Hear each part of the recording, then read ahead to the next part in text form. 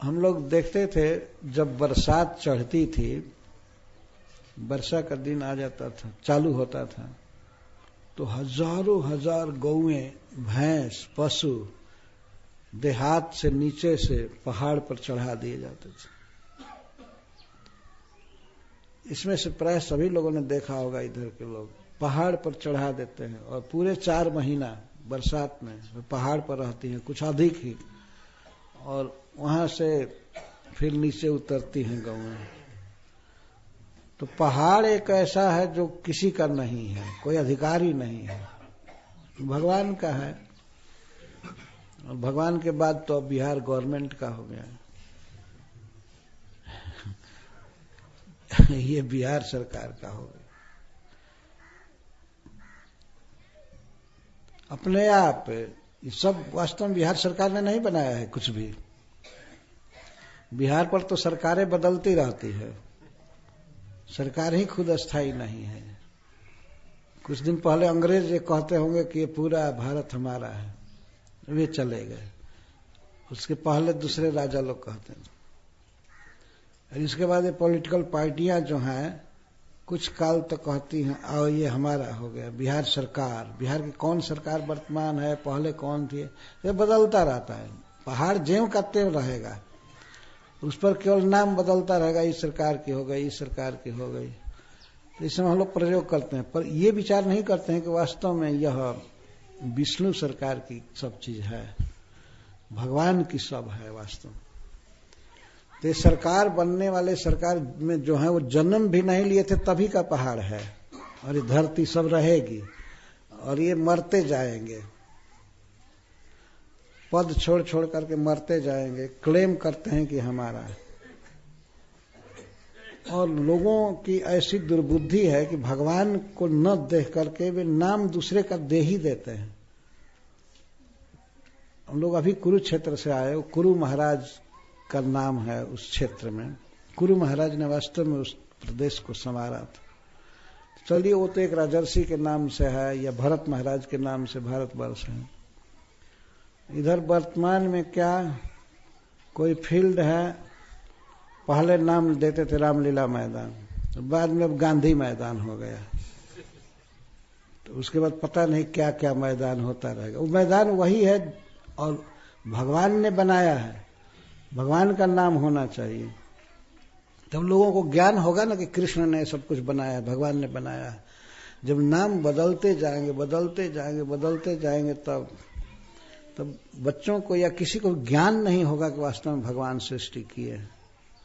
जैसे आजकल कोई चीज है, कुछ लोग रूपांतरित करते हैं, पैकेट बना देते हैं और तुरंत उस पर लिख देते हैं मैन्युफैक्चर्ड बाय दिस कंपनी।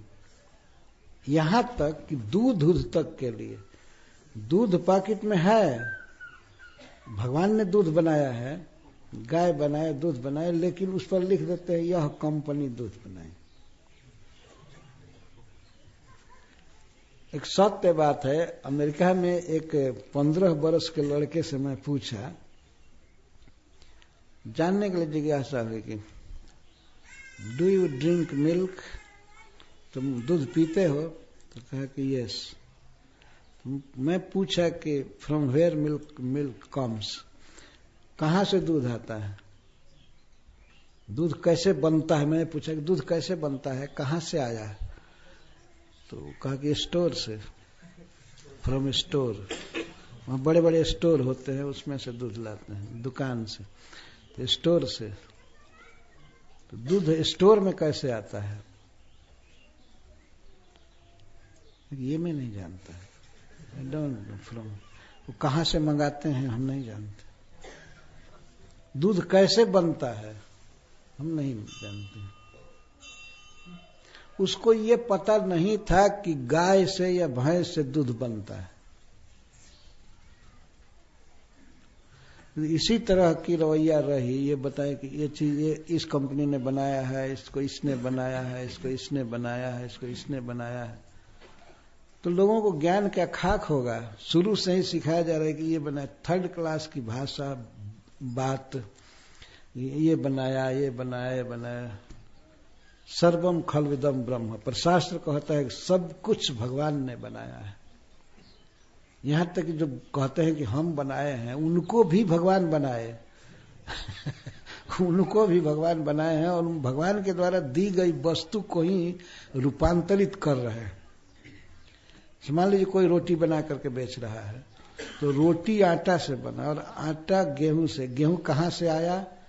वो कोई भी कंपनी के मालिक के देह में गेहूं उत्पन्न नहीं होता है ना? लेकिन वो लिखेंगे शक्ति भोग आटा, तो ये कंपनी ही चलाती है। शक्ति भोग का वास्तव में अर्थ है दुर्गा जी जिसको खाती है। और ये शब्द कैसे चला? ये कंपटीशन में विष्णु भोग एक चावल का नाम है विष्णु भोग। तो जो कुछ भी हो, लेकिन नाम कितना अच्छा है। तो उस पर कुछ शाक्तों के अपनी अपनी भाषा है, वो शक्ति भोग आटा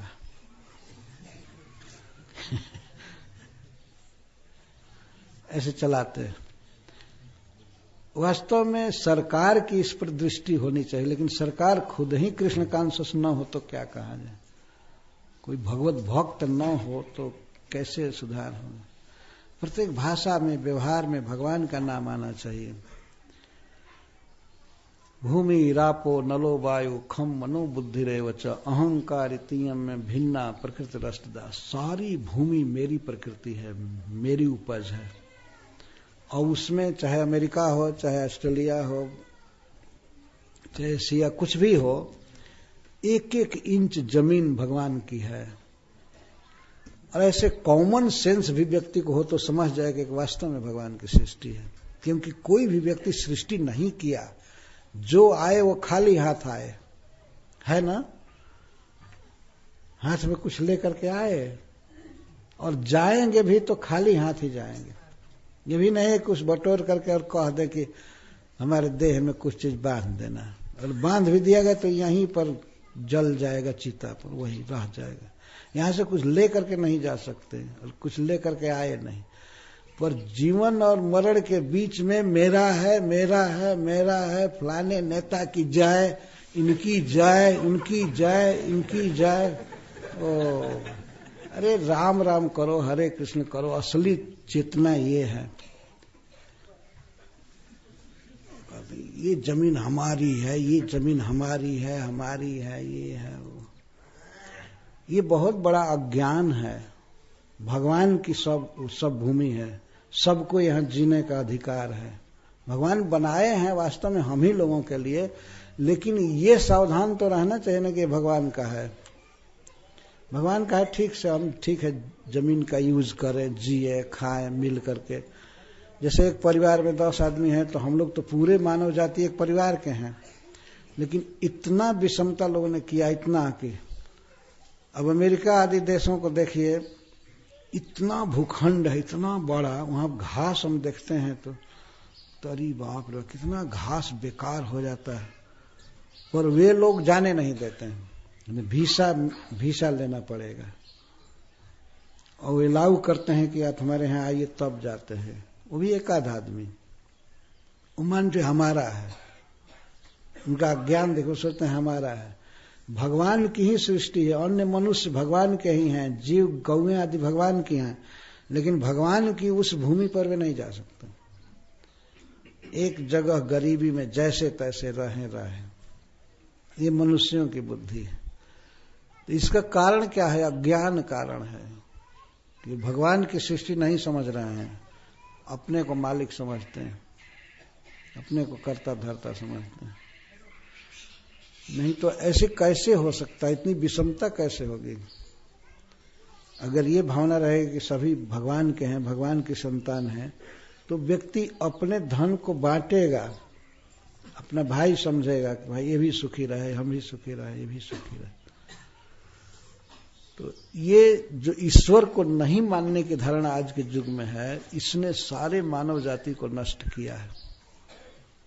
ये सारी बेईमानी, काम, क्रोध, लोभ आदि बढ़ा है ईश्वर को नहीं मानने से। एक व्यक्ति ऐसा कहा कि अगर भगवान को मानेंगे तो डर के मारे ऐसे कुछ काम ही नहीं करेंगे। ऐसे ईश्वर को मानने से डर लगता है, तो नहीं मानोगे तो निर्भय रहोगे, इससे काम होगा। कोई ये मान ले कि जमराज जी हैं ही नहीं, हमको नहीं मरना पड़ेगा, तो ऐसा सोचने से थोड़े होगा कि नहीं मरना पड़ेगा।